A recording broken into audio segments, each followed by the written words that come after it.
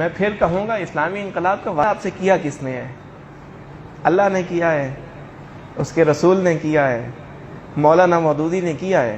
نہیں کیا کسی نے وعدہ۔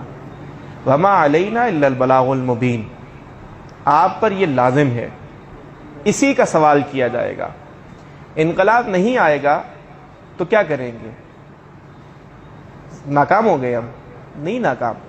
مولانا مودودی نے خود اپنے لٹریچر میں لکھا ہے کہ کتنے انبیاء ایسے تھے کہ جن کی بظاہر دنیاوی حکومتیں قائم نہیں ہوئی، بلکہ زیادہ تر کی نہیں ہوئی ہیں۔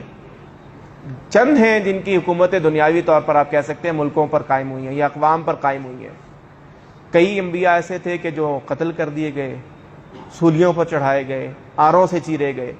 کئی انبیاء ایسے ہیں کہ وہ ان کی امتیں بہت کم لوگوں پر مشتمل تھیں۔ تو اس سے کیا ثابت ہوتا ہے کہ وہ ناکام تھے؟ نہیں۔ اصل چیز یہ ہے کہ آپ حق کے مطابق اپنی ساری زندگی گزاریے اور آپ کو جب موت آئے تو آپ حق پر موجود ہوں۔ یہ مطلوب چیز ہے اور اسی کے بارے میں مواخذہ کیا جائے گا، اسی کے بارے میں سوال کیا جائے گا۔ اس کا رزلٹ کیا نکلتا ہے، نتیجہ کیا نکلتا ہے، کب نکلتا ہے، اس کا وعدہ آپ سے نہ اللہ نے کیا ہے نہ ہی یہ ریکوائر ہے۔ ہو سکتا ہے کل کو آ جائے۔ اللہ کے دربار میں کوئی پابندی ہے؟ مجھے بتائیے، حضرت یوسف علیہ السلام جب جیل سے نکل کر اپنے مملکت کے حکمران بنے تھے، کوئی ایک رات پہلے بھی کہہ سکتا تھا کہ یہ کل کا بادشاہ بیٹھا ہے ہمارے درمیان جیل میں؟ تو اللہ کے دربار میں فیصلے ہونے میں کوئی جلدی نہیں ہوتی، اور نہ ہی اللہ کسی کا پابند ہے کہ اس کی خواہش تھی تو اس کو حکمرانی ملنی چاہیے۔ نہیں، یہ اللہ کے اذن ہے، اللہ کے فیصلے ہیں۔ آپ سے مطلوب یہ ہے کہ آپ درست راستے پر درست طرز عمل اپناتے ہوئے اپنی ساری زندگی اس پر خرچ کر دیجئے۔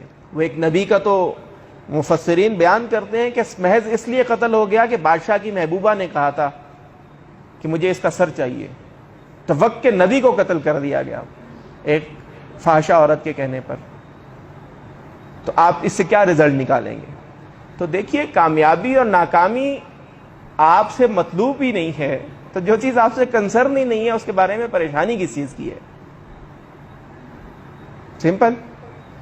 جس کے بارے میں پریشانی ہے اس کے بارے میں لیجئے، ہر لمحہ غور کیجئے کہ آپ درست سمت میں چل رہے ہیں یا نہیں، ہر لمحہ غور کیجئے کہ آپ کی پالیسی ٹھیک ہے یا نہیں، ہر لمحہ غور کیجئے کہ آپ مطلوب محنت کر رہے ہیں یا نہیں، ہر لمحہ اپنے بارے میں فکر مند رہیے کہ میں جس راستے پر چل رہا ہوں یہ اس میں کہیں میری وجہ سے تو کوئی مسائل کا پیدا نہیں ہو رہے، میں تو راستے کی رکاوٹ نہیں بن رہا۔